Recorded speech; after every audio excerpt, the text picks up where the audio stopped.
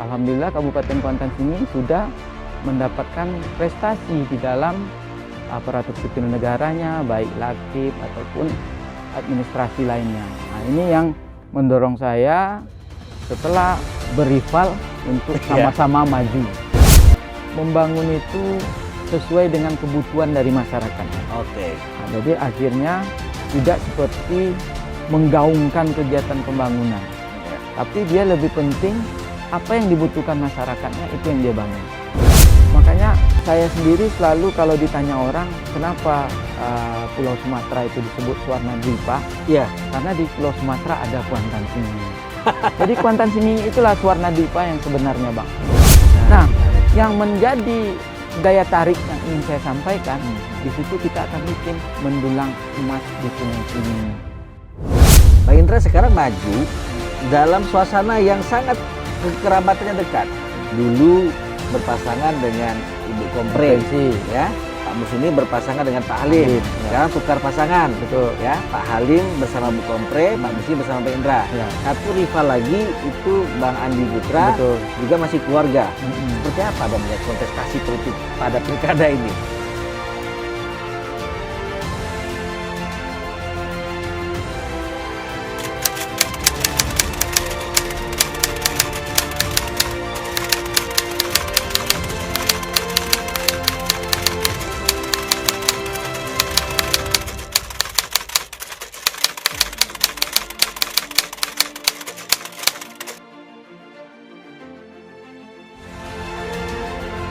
Kalau pilkada ini, Bang, bagaimanapun kita mengatakan itu suatu kegiatan politik, tapi hampir sama dengan orang kalah perang.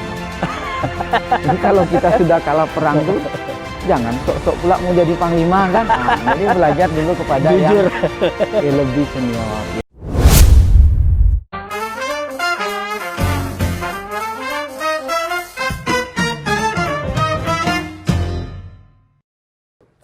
Assalamualaikum warahmatullahi wabarakatuh. Waalaikumsalam warahmatullahi wabarakatuh.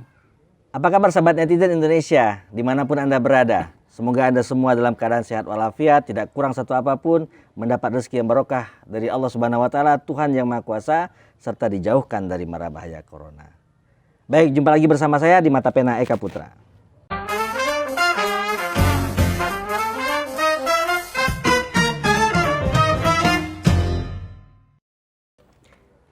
Pemirsa, pada hari ini, petang ini, saya berada di Kabupaten Kuantan Singingi, di kediaman sahabat saya, Bang Indra Putra ST, yang sering juga dipanggil Bang Indra Kota. Bang Indra ini adalah warga Kuantan Singingi yang sekarang sedang mengikuti kontestasi Pilkada 2024 di Kabupaten Kuantan Singingi, Pilkada 2020. Kita akan mendalami atau menggali lebih dalam tentang visi misi, keinginan, motivasi, serta trik-trik dan optimistis Bang Indra ini di Pilkada 2020. Bang Indra, Assalamualaikum. Waalaikumsalam. Ini kali kedua maju. Betul. Yang kedua kalinya. Ini kedua kali? Iya. 5 tahun yang lalu maju. 5 tahun yang lalu maju. Sebagai bupati. Sebagai bupati. Sekarang maju. Ya, sebagai wakil bupati. Kok nggak sebagai bupati? Jadi sebenarnya niat maju itu kan mau bupati, wakil bupati kan, itu jabatannya, Bang. Itu jabatannya. Ya, kalau majunya tentu ya niatnya melayani masyarakat lah. Ya. Melayani masyarakat, kemudian kita ingin menyampaikan dan ya memberikan semacam pemikiran kerja untuk bagaimana kampung saya ini bisa lebih maju dan lebih baik di depan nantinya. Itu. Jadi bukan masalah bupati atau wakil bupatinya. Tidak ada masalah. Tidak ada Karena masalah. kebetulan kemarin sebagai bupati dan sekarang jadi wakil bupati mendukung bupatinya nanti dalam periode yang akan datang, insya Allah jika terpilih. Nah, dengan Pak Mursini sendiri kan dulu kompetitor, ya, berada pada posisi bersebelahan. Tapi pemirsa, sebelumnya juga beliau sama Pak Mursini satu komisi di DPRD Provinsi Riau, betul ya? Betul. Berarti sudah mengenal Pak Mursini? Sudah. Jadi saya mengenal Pak Mursini ini dari 2005 lagi, Pak. Udah lama. 2005 ketika kita sama-sama berjuang memenangkan beliau bersama Pak Sukarmis. Oke. Jadi saya bagian dari beliau. Oke. Ya bisa dikatakan anak didik serta ya saling teman komunikasi beliau lah dari beliau Waktu menjadi itu Pak wakil Sukarmis bupati. berpasangan dengan Pak Pak Mursini, Mursini, pada ya. periode pertamanya. Pada periode 2006-2011. Ya, itu periode pertama Pak Ya, Sukarmis ya. betul. Oke, apa yang Abang nilai dari Pak Mursini ini? Bagi saya Pak Mursini itu pertama orangnya sangat hati-hati ya. Oke. Sangat hati-hati. Jadi di dalam dia baik sekarang inilah dia memerintah, dia memberikan semacam ketenangan kepada para PNS, para ya aparatur negara itu bekerja sesuai dengan koridornya tanpa tekanan-tekanan harus begini, harus begitu. Jadi karena dia begitu, akhirnya mulailah saya lihat ada keteraturan. Oke, dalam Keteraturan pemerintahan. dalam pemerintahan, sehingga bukan beliau yang menyampaikan, tetapi disampaikan oleh PJS Bupati. Alhamdulillah Kabupaten Kuantan Sengingi sudah mendapatkan prestasi di dalam aparatur sipil negaranya, baik Lakip ataupun administrasi lainnya. Ini yang mendorong saya setelah berival untuk sama-sama maju. Nah, kemudian karena beliau saya anggap bapak ya. Oke. Bapak bagi saya adalah anak dari dia. Ya. Ketika saya kalah, kami tetap komunikasi. Dia tetap kadang kalau ke Pekanbaru ketemu di masjid, apalah kira-kira yang bagus kita buat. Nah, selama dia bergaul, kami berival itu, tak pernah dia menyampaikan buruk. Si Anu ini begini begitu, enggak ada. Alhamdulillah. Jadi saya nilai dia ini memang apapun yang disampaikan orang, apapun sikap orang terhadap dia amati dan dia pelajari untuk diri dia Dan sendiri. tidak terlalu reaktif ya? Tidak. Jadi disitulah ada semacam kesamaan kami di dalam tujuan untuk Kuantan Sengingi ke depannya. Jadi itulah dasar-dasar pertamanya. Kemudian saya tentu harus sadar diri juga, Bang. Selaku junior pertama. Kemudian kalau pilkada nih, Bang, bagaimanapun kita mengatakan itu suatu kegiatan politik, tapi hampir sama dengan orang kalah perang, Bang. Jadi kalau kita sudah kalah perang tuh jangan sok-sok pula mau jadi panglima kan. Jadi belajar dulu kepada yang lebih senior, yang lebih mengerti. Dan saya menganggap beliau bagus di dalam memberikan baik itu secara pemerintahan kepada aparatur pemerintah, kemudian kepada masyarakat. Tidak adalah rasa dendam atau apa. Makanya ketika kami bertemu pertama, kalau tak salah bulan 10 entah bulan 9 saya lupa. Tahun 2019. Dia hanya pesan satu ke saya. Luruskan niat dulu kalau niatnya kita sama-sama untuk kampung kita, ayo kita sama-sama. Oke. Itulah dasar. Itu dasar awal cikal bakal politik ya, ini. Betul. Maju Pak Mursini dan jadi bupati pada tahun 2016. Ya, betul. Sekarang dari 2020. Ya. Apa perbedaan yang Bang Indra lihat? Kalau secara sikap dia sama, Pak. Tidak ada berbeda. Itu tadi saya sampaikan. Walaupun kita di dalam berival politik itu tentu ada saling singgung menyinggung. Sebagai bupati tidak ada masalah ya. Sebagai pribadi ya. Ya. Dari sisi pembangunan. Sisi pembangunan beliau memang membangun itu sesuai dengan kebutuhan dari masyarakatnya. Oke. Jadi akhirnya tidak seperti menggaungkan kegiatan pembangunan. Tapi dia lebih penting apa yang dibutuhkan masyarakatnya itu yang dia bangun. Jadi terkadang memang orang menyampaikan semasa Pak Mursini adalah semacam pembangunan itu lambat. Tidak, Pak. Oh, tidak? Tidak. Setiap tahun APBD Kabupaten Kuantan Sengingi disahkan. Ya. Disahkan setiap tahun dengan angka yang hampir sama. Oke. Secara akal kita manusia saja tentu sudah pasti barang itu untuk membangun. Iya.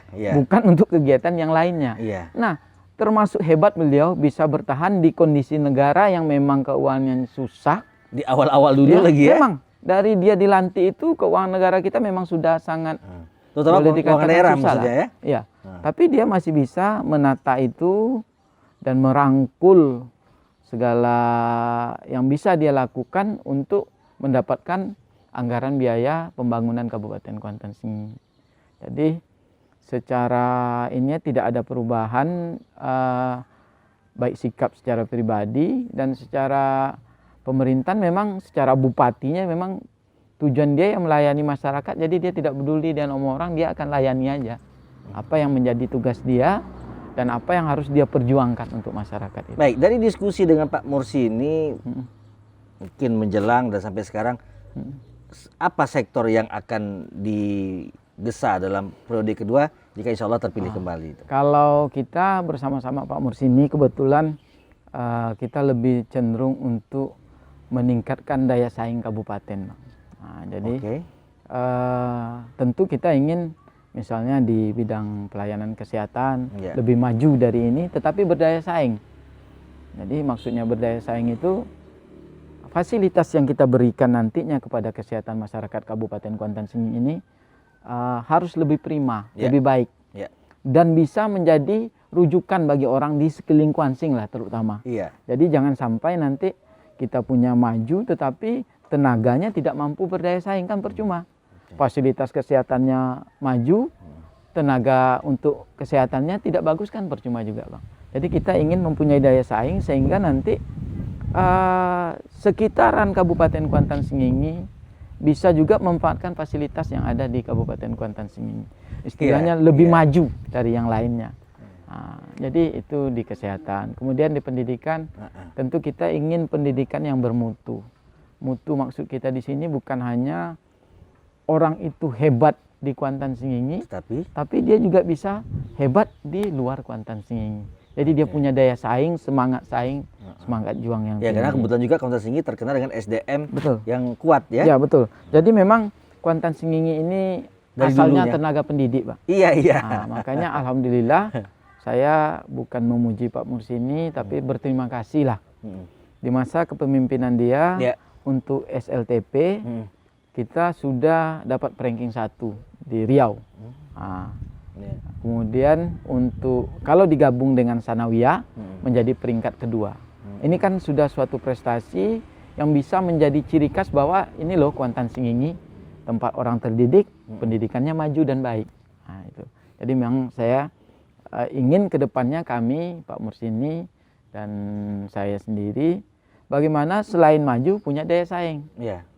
Jadi kalaulah orang Kuantan Sengingi itu juara 1 di Kuantan Sengingi, tapi ketika pergi dia ke SMA 6, SMA 8 dan kita sama-sama kami kebetulan satu SMA alumni Tahunya nggak bisa dia kan untuk menampilkan prestasinya itu tidak. Jadi dibiasakan juga untuk memang berdaya saing secara nasional lah dulu ya. Jadi itu. Kemudian tentu ekonomi, Bang. Kuantan Sengingi ini penuh dengan sumber daya alam. Baik pariwisata, mineral atau pertambangan, dan ya perkebunan juga ada ya kan. Nah, makanya saya sendiri selalu kalau ditanya orang kenapa Pulau Sumatera itu disebut Swarna Dwipa, karena di Pulau Sumatera ada Kuantan Sengingi. Jadi Kuantan Sengingi itulah Swarna Dwipa yang sebenarnya, Bang. Di sini ada emasnya. Swarna Dwipa kan pulau emas. Di sini penuh, Bang. Seluruh emas aluvial menyebar di Kuantan Sengingi. Selain dia sebagai pusat pertambangan, tetapi juga pusat masalah untuk saat ini karena terjadinya penambangan ilegal. Nah, inilah dalam visi misi kami ingin bagaimana ke depannya penambangan di Kuantan Sengingi itu tidak ilegal lagi. Caranya tentu kita akan mengajukan wilayah pertambangan rakyat dan memberikan kerjasama dengan Kementerian Lingkungan Hidup bagaimana menambang emas aluvial itu yang terbaik. Contoh di daerah lain di mana, Bang? Kalau di daerah lain bermacam-macam ya, Bang. Contoh ada yang memakai sistem listrik. Kemudian alhamdulillah Pak Bupati juga sudah menandatangani MOU itu dengan KLHK. Nah, ini kita tinggal lagi mengajak masyarakat, mendidik masyarakat itu untuk bekerja benar. Tetapi tentu kita ajukan dulu wilayah pertambangannya. Nah, untuk majukan itu tentu harus menang pula Mursi Nindra Putra dulu. Nah, jadi itu, Bang. Kemudian kalau Bang tanya tadi pertanian, Bang. Di Kabupaten Kuantan Sengingi ini banyak lahan tidur, Bang. Lahan tidur persawahan itu bukan dikarenakan masyarakat kita itu malas bukan. Tetapi ada semacam adat yang kalau daerah Sentajo ini Bang, pernah orang nyampaikan itu kalau sudah jual beras itu Bang, itu udah paling miskin tuh Bang. Nah, padahal banyak pengusaha sukses malah dari beras di Indonesia ini kan. Nah, jadi adat itu sebenarnya terlahir dikarenakan adanya sistem peternakan yang dilepas. Nah, jadi ketika orang bertanam, ternak itu dikurung. Nanti setelah selesai tanam dilepaskan kembali. Nah, ini yang kita ajak masyarakat untuk menanam. Jadi masa tanamnya jadi lebih sedikit ya? Iya sedikit, hanya sekali Bang. Sekali setahun. Nah, tapi alhamdulillah sekarang dengan ya mungkin masyarakat sudah tahu dan sudah mengerti tentang itu. Sekarang udah ada yang 2, udah ada yang 3. Nah, ini yang akan kita ini kan Bang. Kita fokuskan. Saya ingin nanti generasi muda itu memanfaatkan lahan tidur itu untuk pertanian. Nah, baik, Bang Indra sudah menyentuh generasi muda. Beliau dekat dengan kalangan milenial. Seperti apa Indra Kota atau Indra Putra menggarap milenial untuk Pilkada 2020 dan pembangunan koalisi ke depan? Saudara tetap di Mata Pena Eka Putra.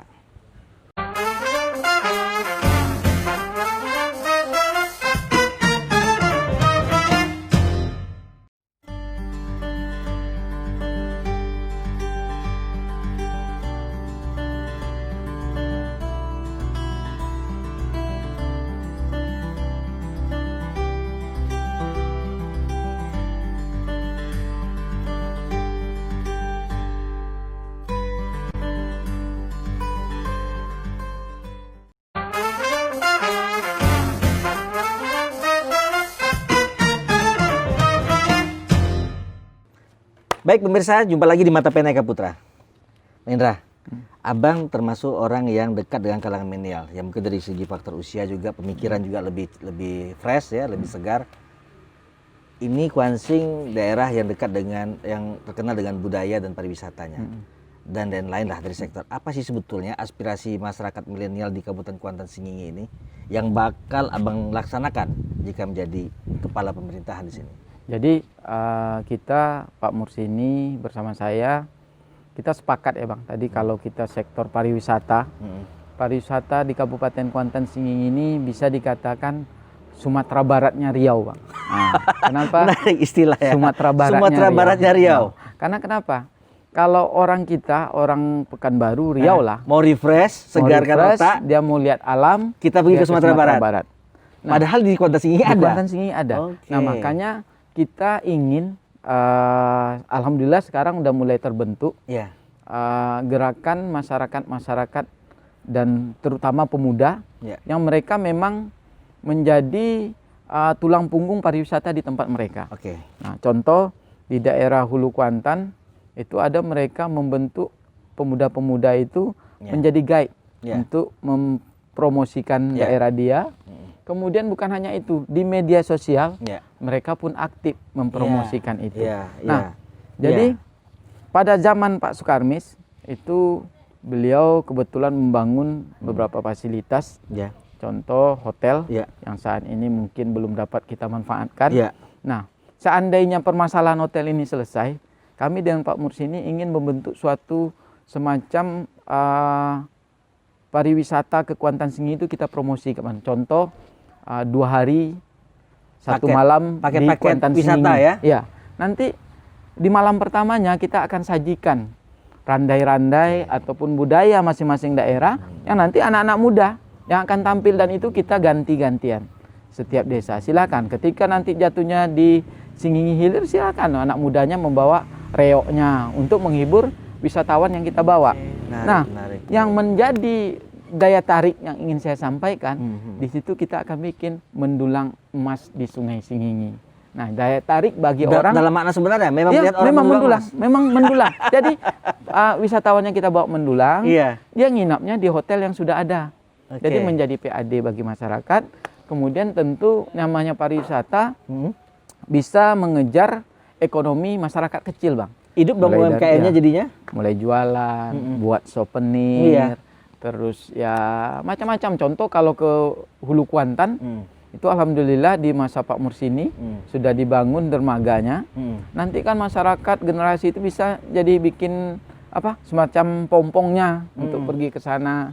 Nah, bisa jualan. Jadi memang bagaimana nanti pariwisata ini menjadi penopang ekonomi masyarakat sekitarnya, terutama pada generasi mudanya. Optimis Abang itu? Optimis Bang, karena kita bisa lihat Bang, berapa banyaknya mobil yang melintas dari Pekanbaru ketika hari sudah Jumat.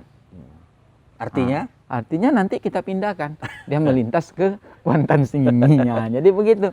Jadi kami permintaan Pak Mursini memang ingin bagaimana objek wisata ini menjadi andalan kita. Jadi anak-anak muda tertarik Bang. Saya pernah bicara sama beberapa anak muda di Petai, termasuk mereka siap. Petai itu nama daerah di sini? Nama daerah ya. Mereka siap untuk mengantarkan para orang-orang yang ingin adventure atau ingin melihat keindahan alam. Dan alam kita Bang, alam ini memang alam yang masih murni Bang. Masih murni. Masih dan perawan. Iya. Ya, air terjunnya berada di dalam pinggir-pinggir. Betul. Kawasan ya? Di dalam tengah kawasan? Di tengah kawasan, ya termasuklah Bukit Barisan ya. Iya. Nah, kemudian kita ingin menggali sejak saat ini lah Bang. Di Kuantan Sengingi mungkin Abang sudah pernah dengar sejarah peradaban manusia. Kerajaan Kandis yang ada di Kecamatan Kuantan Mudi. Nah, ini kan generasi muda lah nanti Bang, yang akan melanjutkan bagaimana memang peradaban itu tergali. Ada semacam artefak-artefak atau peninggalannya di sini? Peninggalannya ada. Ini bisa jadi wisata sejarah nih ya?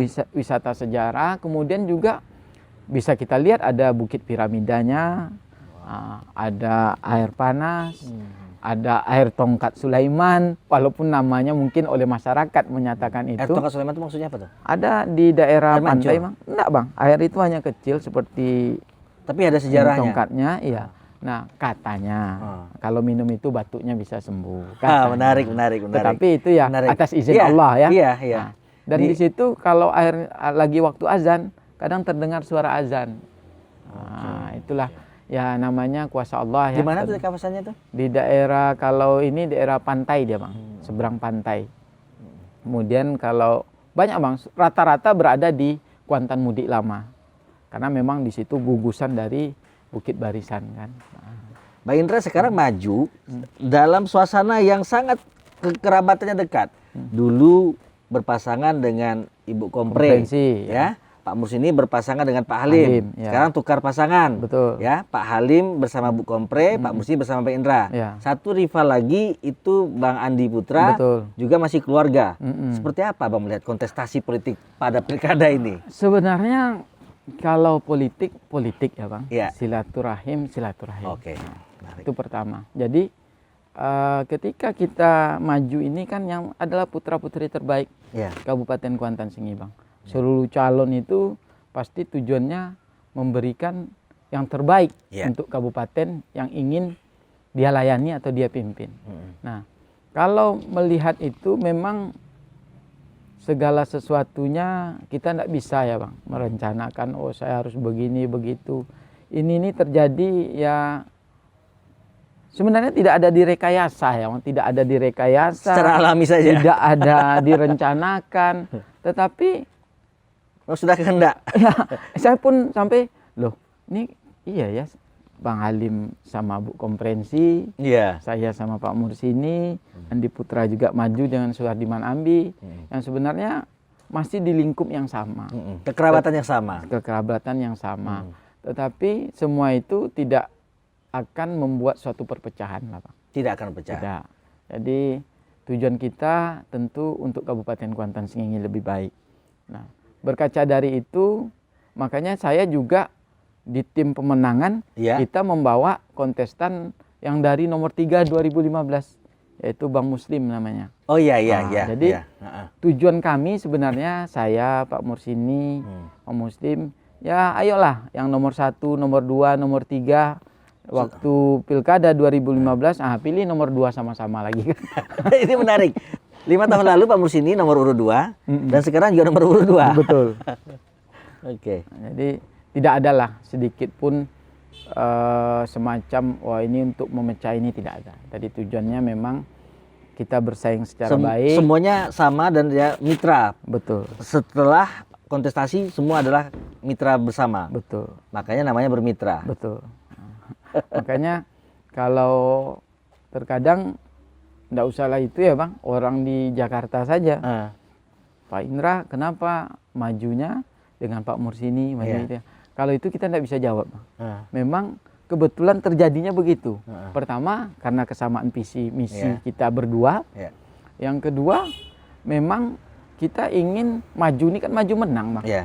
Nah, makanya itu tadi saya sampaikan, nomor satunya boleh pilih nomor 2 karena saya nomor 1 dulu, sekarang nomor 2. Nomor 2-nya juga tetap pilih nomor 2. Yang nomor 3 juga boleh pilih nomor 2 karena ada Bang Muslim di situ. Jadi tidak ada masyarakat lagi yang tidak saling tegur sapa kan Bang. Iya betul, Nah, betul. jadi itu sebenarnya. Tapi kalau disebabkan oleh suatu perpecahan tidak ada Bang. Tidak. Kita berharap tidak seperti ini, kontestasi yang memang harus dijalankan. Baik, saya nanya, seberapa optimis Abang bisa memenangkan pertarungan ini?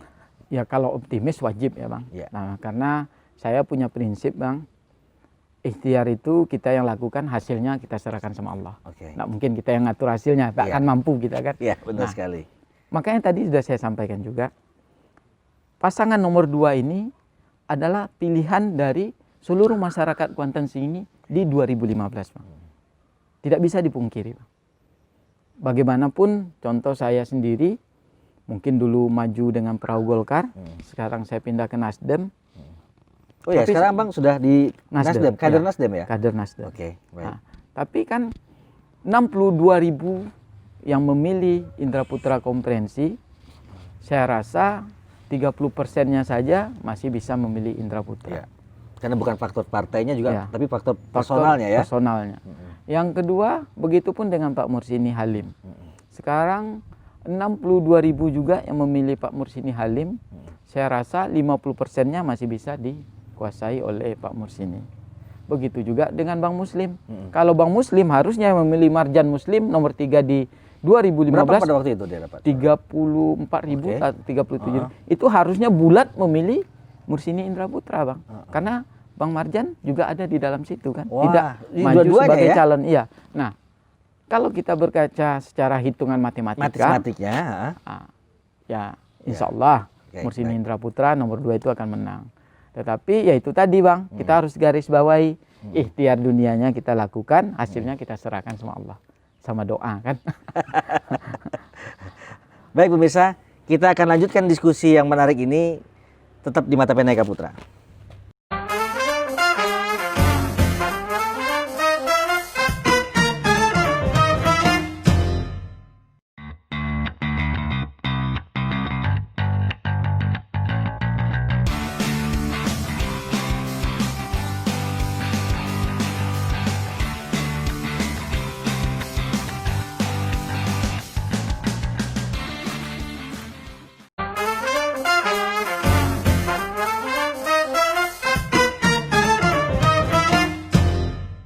Baik pemirsa, jumpa lagi di Mata Pena Eka Putra.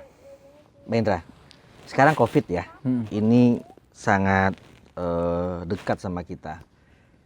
Tentu saja apa yang kita bincangkan tadi itu pada situasi normal. Pada situasi COVID itu sendiri kan pasti ada hambat-hambatan.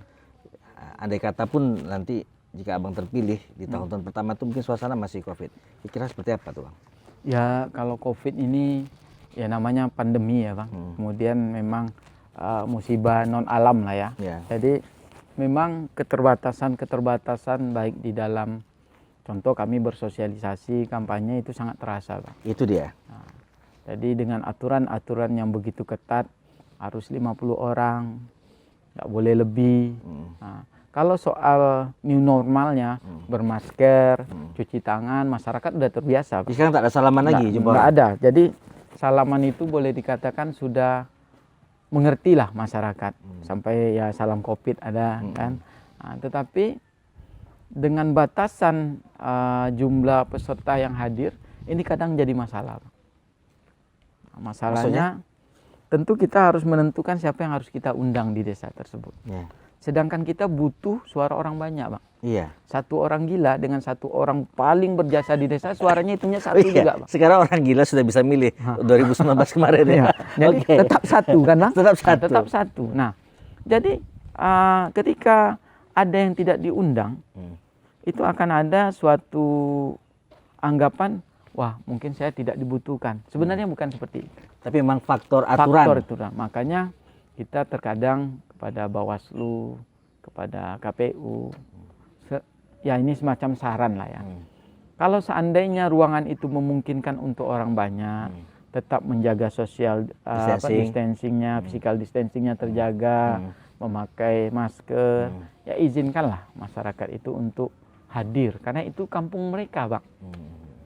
Jadi sekarang ini kendala yang utama itu, Bang, di dalam bersosialisasi dan kampanye. Akhirnya ya di tenda 50 orang, nanti kasihan kita, Bang.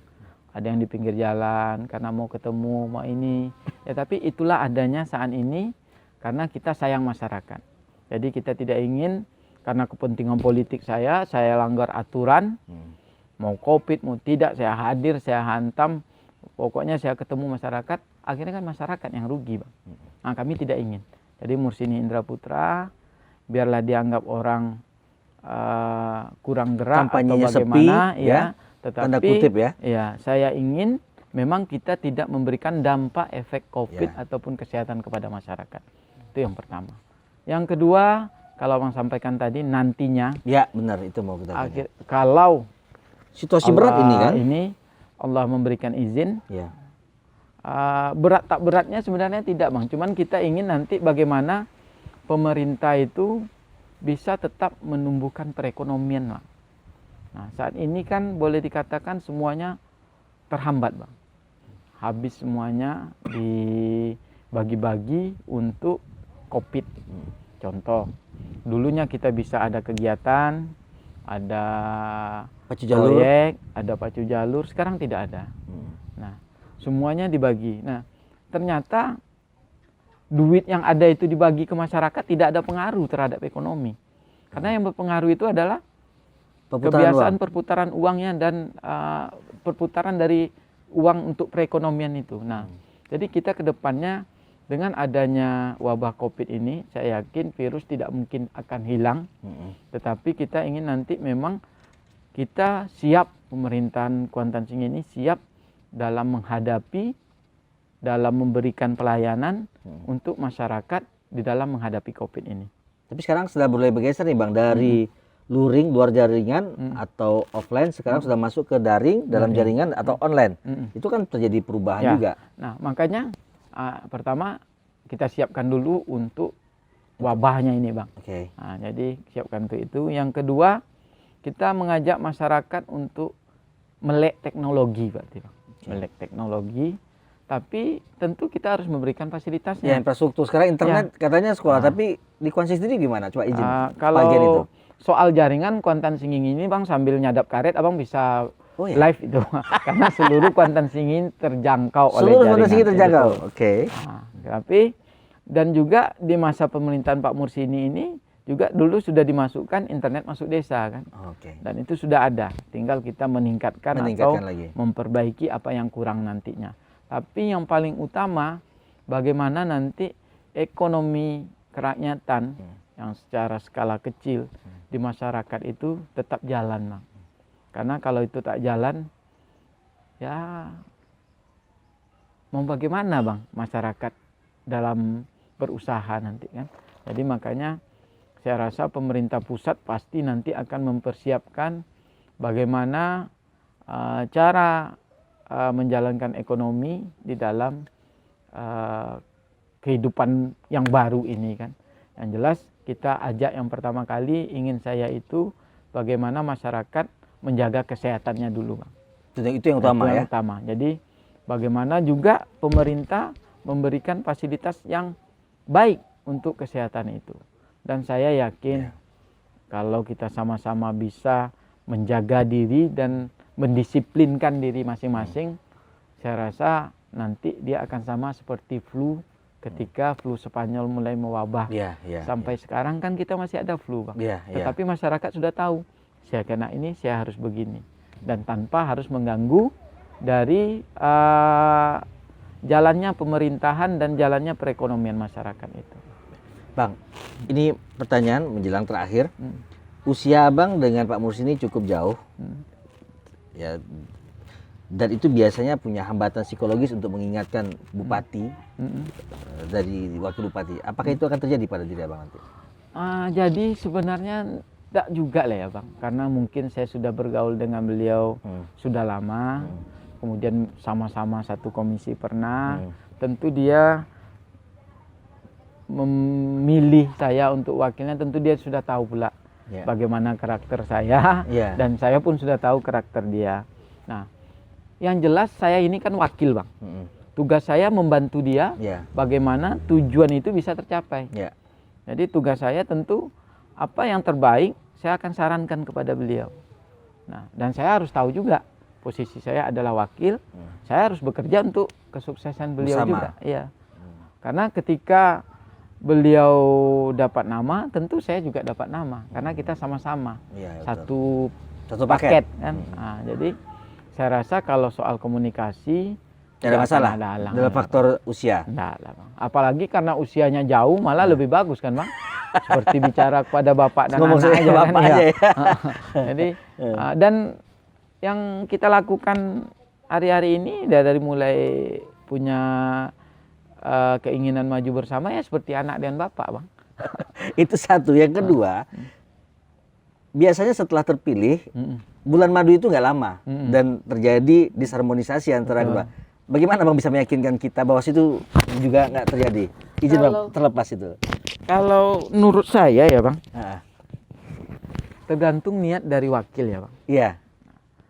Itu tadi makanya saya sampaikan, saya ini wakil. Iya. Kewajiban saya bekerja ya sesuai wakil Bang. Iya.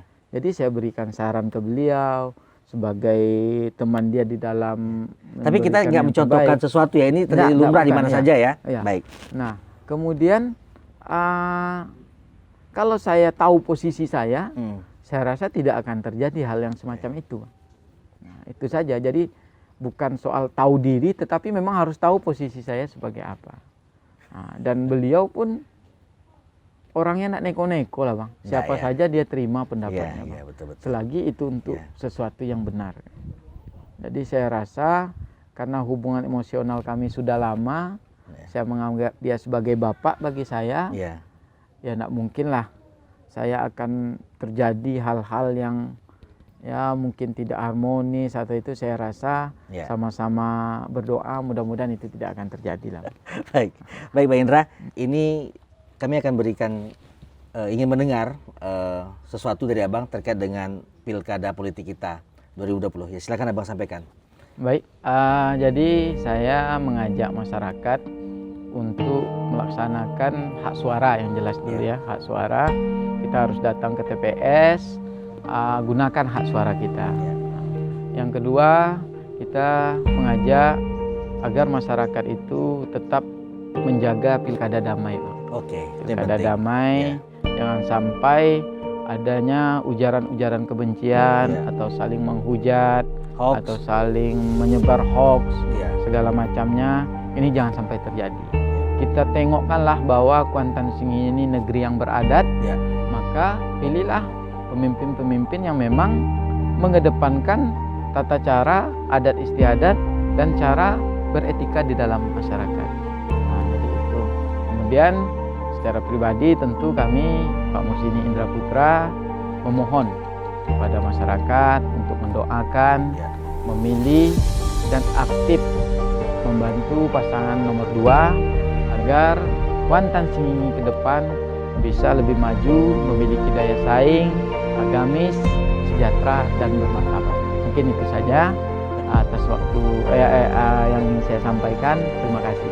Baik, apa yang disampaikan oleh Bang Indra Putra tadi atau Bang Indra Kota itu menandakan berakhirnya segmen Mata Pena pada edisi kali ini. Baik pemirsa, ambil yang baik, buang yang buruk. Semoga Anda semua dalam keadaan sehat walafiat. Kita kembali lagi pada episode mendatang. Assalamualaikum warahmatullahi wabarakatuh.